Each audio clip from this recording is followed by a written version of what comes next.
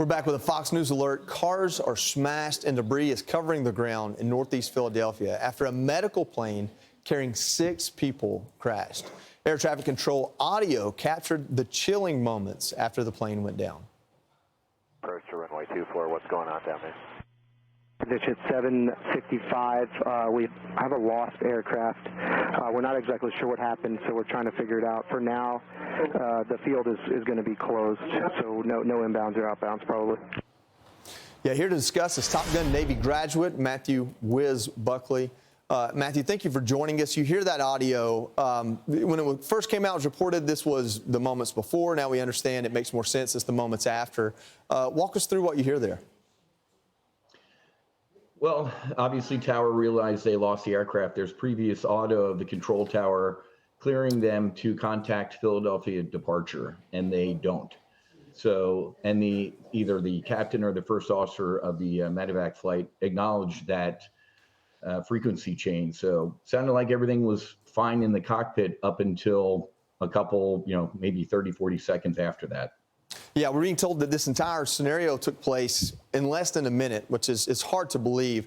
But this is something I wanted to ask you about because of your experience with very fast jets. We look at the video, and to the naked eye, to the average person, it looks like a missile coming to the ground at full speed.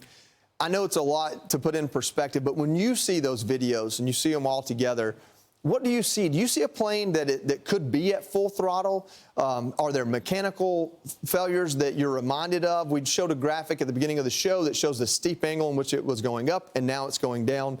Give us any insight you have there, and I know we're speculating.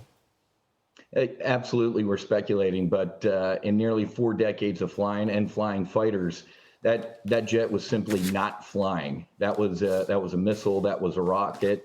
Clearly, something catastrophic happened either with the airframe or the engines to cause that. The last radar hits that I believe I saw where it was going down at close to 11,000 feet per minute and close to about 280 knots. So clearly something catastrophic. And looking at the videos, it's on fire. There are flames leaving the aircraft. That tells me there's something catastrophic.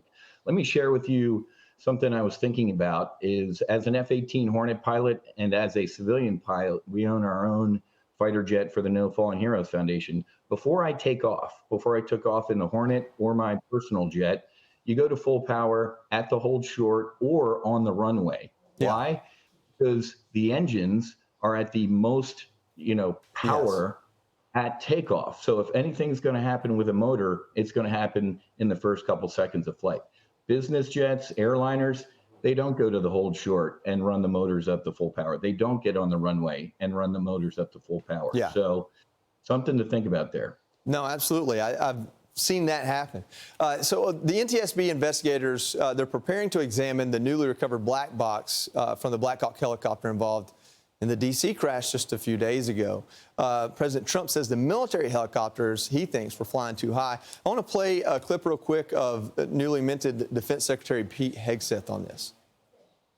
The black box from the Blackhawk. When we do, we'll get a sense of internal communications.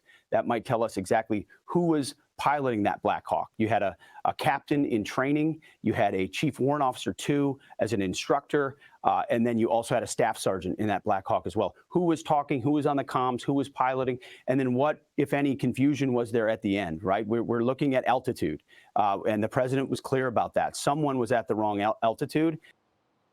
Yeah, we're not here to point fingers. I don't think that President Trump or Pete Hegseth are as well. But when we look at how closely military operations were happening to civilian air traffic, how common is that? Is that very common? Is it unique to D.C.?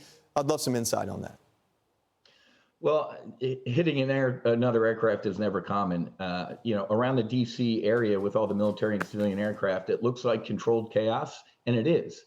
As long as it's controlled. If somebody doesn't do their job, bad things happen. So I got to tell you, man, Occam's razor, usually the most reasonable thing is the most reasonable thing. Mm-hmm. They were off course. Route 4 through that corridor, they're supposed to hug the eastern side of the Potomac River. They were completely off course. They were in the middle of the Potomac. The max altitude is 200 feet on Route 4. So you're all the way over to the east. You do not go above 200 feet. But when they said, hey, traffic in sight, the wrong traffic. They might have said, hey, there's nobody around us. Maybe we can deviate a little bit for whatever reason. So there's 2 strikes right there. Off course, off altitude. Third strike is the controller. As soon as he heard traffic in sight, since he was single manning 2 positions, put a mental check mark there that said, I'm busy. They have that other traffic in sight. I'm going to focus on other things. Yeah. Never been to air traffic control school, but I can almost guarantee you on day 1, they tell you if you see 2 targets coming at each other on your scope, even if one of those guys said traffic in sight, give them a harder traffic call. PAT 25, confirm you have traffic left 11, level, acknowledge. That would have got the hair on the back of their neck and the helos standing up, and this mishap wouldn't have happened. So a couple links in this chain that if you took one of them out, this didn't happen. And a tragedy unfolds. Again, we're not here to point blame. We're here to try to understand what happened, and I'm sure we'll learn more as the days go on. Thank you so much for joining us, and of course, thank you for your service. You bet. God bless, bro. Thanks. Yes, sir.